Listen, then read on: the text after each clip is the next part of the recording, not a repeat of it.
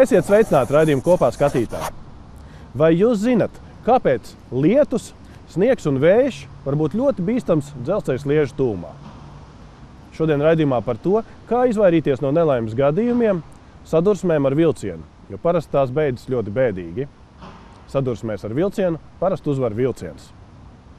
Kā arī vēl šodien raidījumā par to, cik draudzīgs cilvēkiem ar kustību traucējumiem ir Latvijas dabas muzejs.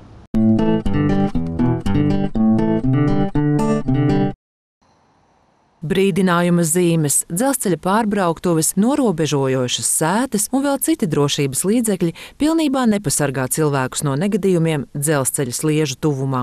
Lielākoties tāpēc, ka cilvēki paši ir neuzmanīgi, pašpārliecināti un gatavi riskēt ar savu dzīvību dažu ietaupītu minūšu dēļ. Dzelzceļš un atrašanās pie dzelzceļa būtu liekama vienā no pirmajām vietām, kur ir jābūt ļoti uzmanīgam.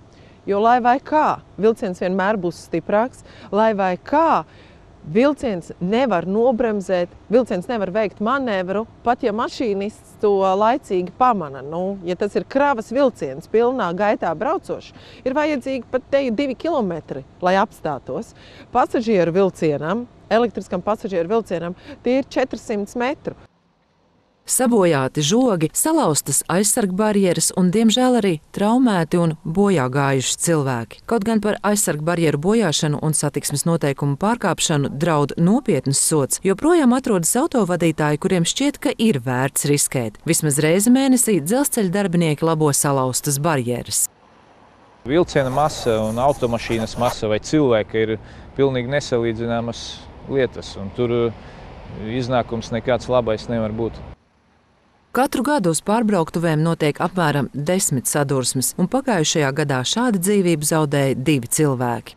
Spilgtākās nepatikšanas ir, kad ne tikai tur notiek sadursme un varbūt pat cieši vai iet bojā cilvēks, bet mums ir bijušas iespaidīgas avārijas dzelzceļa tieši dēļ to ceļa satiksmes noteikumu pārkāpšanas. Piemēram, Līvbērzē, kad nobrauca no sliedēm 11 vagoni ar dīzeļdegvielu un aizdegās, un bija milzīgs ugunsgrēks. Ir pat tādi kuriozi, kad autovadītāji vai pat riteņbraucējs ir bijis, kad iebrauc pat braucošā vilciena sastāvā. Ne tikai pirms tam, bet tieši jau braucošā iebrauc iekšā un nepamana viņu kaut kādā brīnumainā kārtā. Diemžēl sadursmēs ar vilcienu cieši arī bērni un jaunieši. Pētījumi un aptaujas liecina, ka ģimenēs maz tiek runāts par drošību pie dzelzceļa. Viens no vecāku argumentiem ir tas, es vienkārši neiedomājos, ka bērns to nezina, vai arī manam bērnam pie dzelzceļa nav ko darīt. Ir bijis, kad kādu jauniešu bariņš ir sliežu tūmā un, piemēram, viens vai vairāki pēkšņi metās šķērsot to vilcienu priekšā sliedes, un tad izrādās, ka pēdējais tomēr nepaspēja. Vai arī ir tādi pat pārgalvnieki, kas ir dzirdēts no mašinistiem, kad viņi speciāli, kā lai saka, pārbauda savu varonību pēdiņās un mēģina šķērsot pašā pēdējā brīdī speciāli vilcienu priekšā. Par to, kā uzvesties dzelzceļa tūmā, katru gadu tiek runāts skolās, drošībai veltītajās stundās. Tomēr šis ir temats, kam liela uzmanība jāvelta arī ģimenē. Atrašanās metra attālumā no perona malas, tā nav kāda dzelzceļa izklaides prasība. Tā tas ir visā pasaulē. Jo vilciens savā gaitā rada arī vēja plūsmu un pietiek būt kādai brīvāk esošai šallītei vai mēteļa malai, ka to var paraut sev līdzi. Izklausās nereāli, bet tā tas notiek un tā tas var notikt.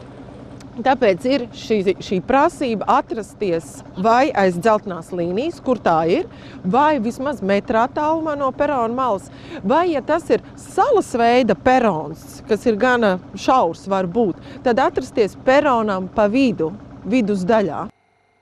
Arī pieaugušie grēko, nav uzmanīgi un pārgalvīgi domā, ka ar mani nekas nevar notikt. Šķērso sliežu ceļus neatļautā vietā, tā ar savu piemēru rādot, var taču darīt arī tā.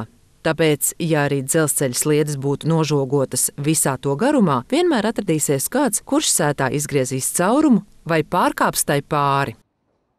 Ir oficiālās gājēju pārējas, tās zina visi vilcienu mašīnisti.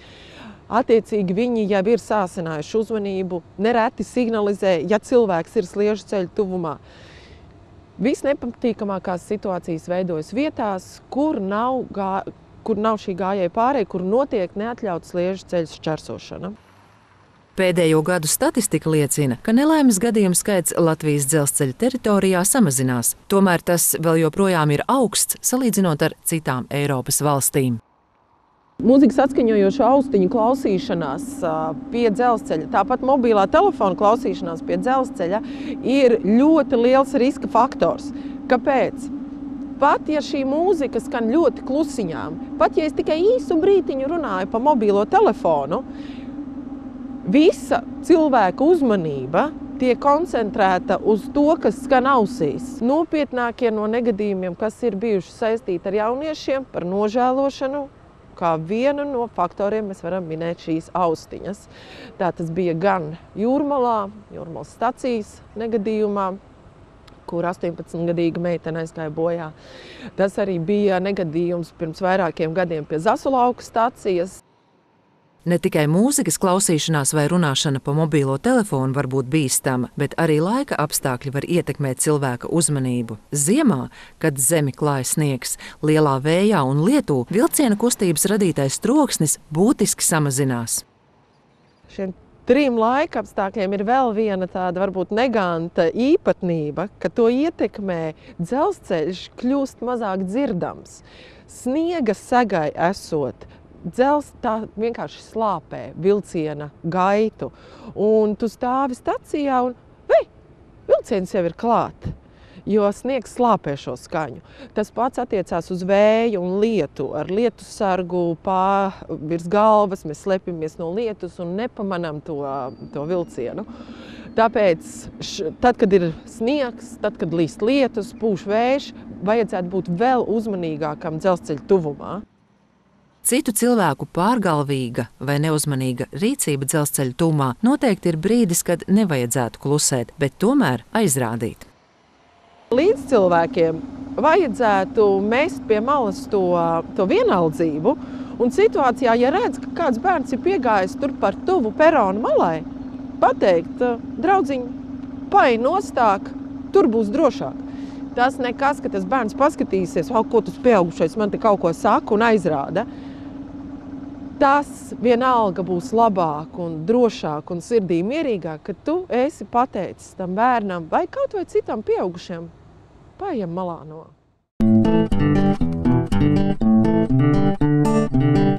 Bieži vien kā ar humoru vai ar pārmetumiem nākas dzirdēt, ka cilvēkiem ar invaliditāti jau nevajag nokļūt nekur citur kā pie ārsta vai uz kādu medicīnas iestādi. Bet tā tas nav. Cilvēki ar invaliditāti gan sporto, gan ceļo, gan dodas apmeklēt arī teātri. Šodien mēs mēģināsim apskatīt ikvienu ekspozīciju Latvijas dabas muzejā. Dabas muzejs ir viens no tiem mūsu muzejiem, kura regulārie apmeklētāji ir skolēni un ģimenes ar bērniem.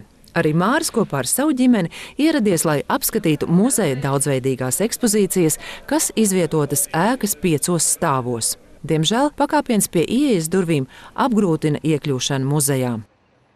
Sajūta tāds, ka man neder tās sliedes. Es ar saviem ratiem nevaru pa viņām uzbraukt. Es nezinu, varbūt kā ar citiem var kaut kā.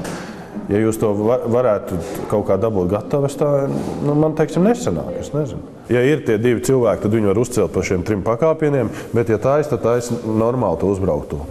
Jo, es domāju, ka normāli uzbrauktu stacionāri, ja nebūtu šī kolba, ja būtu drusciņi tālāk, normāli uzbrauktu tikpat lēti būtu arī no kaut kāda kvalitatīva finiera, kas izskatītos nesliktāk un būtu viņa pildīta, pilna, nevis sliedas.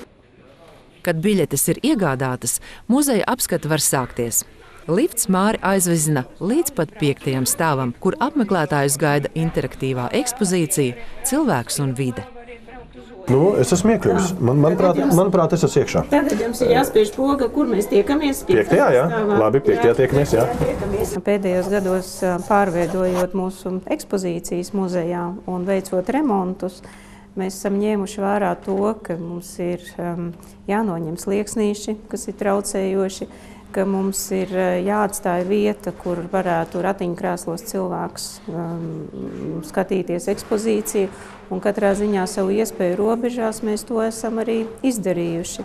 Veidojot pēdējo ekspozīciju Cilvēks un vide, mēs esam tieši konsultējušies arī biedrībā Aperons, kur mākslinieki ļoti precīzi mērīja, lai ratiņkrēsls varētu tikt cauri visai ekspozīcijai, lai būtu iespēja ratiņkrēslā apgriezties.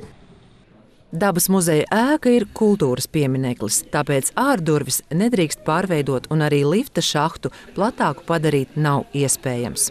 Tomēr muzeja darbinieki dara visu iespējamo, lai cilvēks ekspozīcijas varētu apskatīt. Ja vajag, nes no stāva uz stāvu. Lifts ir ļoti šaurs, tā ka faktiski šie rati burtiski uz centimetru, pat uz milimetriem knapi iegāja. Vajadzētu šos lifta kabīnes izmērus ielikt mājaslapā muzeja, lai cilvēki, kas plāno braukt, lai zina apmēram, jo ja ir rati mazliet platāki par šiem, tad zina, ka liftā iekļūt nevarēs. Es domāju, ka šobrīd mūsu muzejā, ja viens cilvēks ir komunikabls un ja viņš vēršās arī pēc palīdzības, tad mūsu darbinieki arī nāk palīgā, un mums nav bijis tāds gadījums, kad cilvēks atnāk un mēs redzam, ka mums viņam jāpalīdz, un ja viņš neatsakās no palīdzības, jo ir gadījumi, kad atsakās no palīdzības. Ja? Tā kā, ja viņš neatsakās no palīdzības, tad šie cilvēki mūsu muzeja ir apskatījuši. Šodien mēs esam Dabas muzejā. Es ratiņkrēslām mēģināju pārvietoties pa visām muzeja telpām un pārliecināties, vai es varu piekļūt pie ikvienas no ekspozīcijām.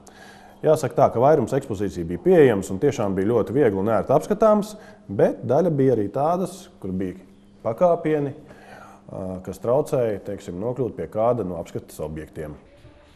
Dabas muzejs savas ekspozīcijas centies padarīt uztveramas arī cilvēkiem ar dzirdes traucējumiem. Sadarbībā ar Rietumu bankas labdarības fondu īstenots projekts Nepalikt klusumā, kur 3 gadu garumā apmeklētājiem bija iespēja apskatīt muzeju kopā ar surda tulku. Atsaucība gan nav bijusi pārāk liela, un šobrīd šādas iespējas vairs nav.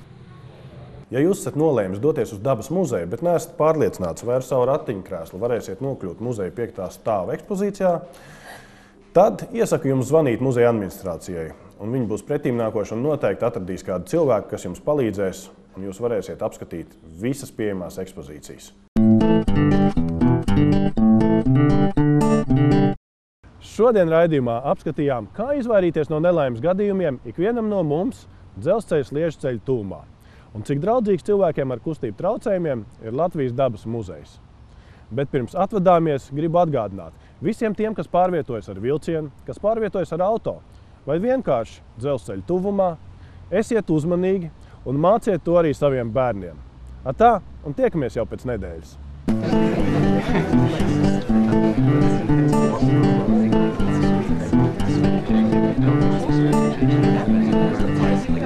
Thank you.